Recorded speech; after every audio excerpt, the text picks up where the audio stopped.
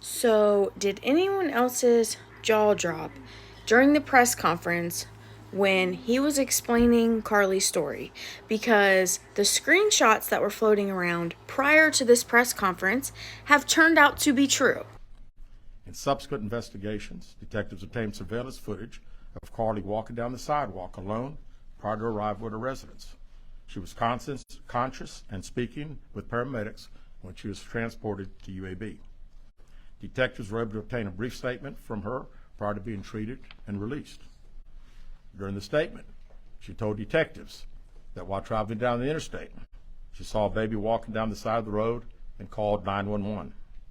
She stated when she got out of her vehicle to check on the child, a man came out of the trees and mumbled that he was checking on the baby.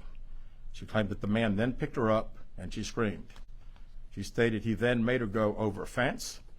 She claims he then forced her into a car, and the next thing she remembers is being in the trailer of an 18-wheeler. She stated that the male was with a female. However, she never saw the female, only hearing her voice. She also told detectives she could hear a baby crying. She told detectives the male had orange hair with a big bald spot on the back. She said she was able to escape the 18-wheeler and fled on foot, only to be captured again and then was put in a car. She claimed she was then blindfolded but was not tied up because the captor said they did not want to leave impressions on her wrists. She said that they took her into a house and made her get undressed. She believes they took pictures of her, but she does not remember them having any physical or sexual contact. She stated the next day she woke up and was fed cheese crackers by the female. She said the woman also played with her hair, but could not remember anything else. At some point, she was put back in a vehicle she claims was able to escape while it was in the West Hoover area. She told detectives she ran through lots of woods until she came out near her residence. During this interview, detectives noted that Carlee had a small injury to her lip, and she claimed that her head was hurting. She also had a tear in her shirt. Detectives also noted that she had $107 cash in her right sock. Out of respect for Carlee and her family, detectives did not press for additional information in this interview and made plans to speak with her in detail after giving her time to rest.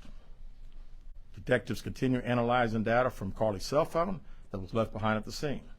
We enlisted the help of the United States Secret Service in conducting this analysis.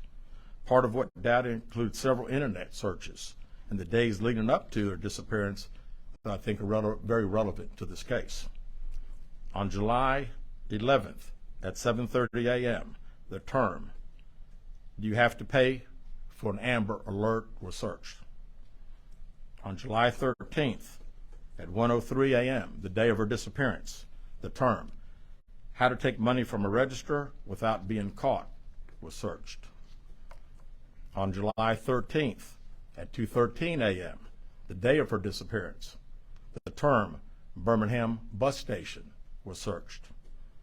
On July 13th, 2:35 a.m., a search for a one-way bus ticket from Birmingham to Nashville was conducted with a departure date of July 13th.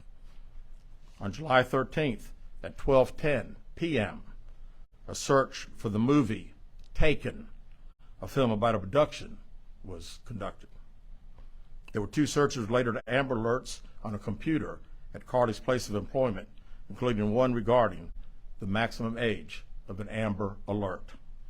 There were other searches on Carlee's phone that appeared to shed some light on her mindset, but out of respect for her privacy, we will not be releasing the content of those searches at this time. We've asked to interview Carlee a second time, but have not been granted that request. As you can see, there are many questions left to be answered, but only Carlee can provide those answers. What we can say is that we've been unable to verify most of Carlee's initial statement made to investigators, and we have no reason to believe that there is a threat to the public safety related to this particular case. Thank you very much. This is just one of them. I was told from a very reliable source that she, the abductee, told her cousin that she was kidnapped by some folks in the woods. They locked her in the back of an 18-wheeler, fed her cheese sticks for 2 days, and painted her nails. She casually walked into the neighborhood and started sprinting when she got closer home. This is insane. Someone says, that's not true, I know her brother. And someone says, well, what's the truth? Her boyfriend broke up with her and she wanted to do something drastic, but when it blew up like that, she went home. She was at the hotel. And then our original first commenter, I didn't say it was, her cousin said this, was what was told to her. Unless I hear it myself, I'm not falling for it. Allegedly, she made a call to her cousin from the hotel saying, I effed up, it wasn't supposed to go this far, and I think I'm in trouble. Then, the commenter who said, I know her brother, says, very true, that happened. Now, it's still unclear if her motive for all of this was actually her and her boyfriend breaking up, but he has since deleted all of his social media posts, including Instagram and Facebook, after she returned home.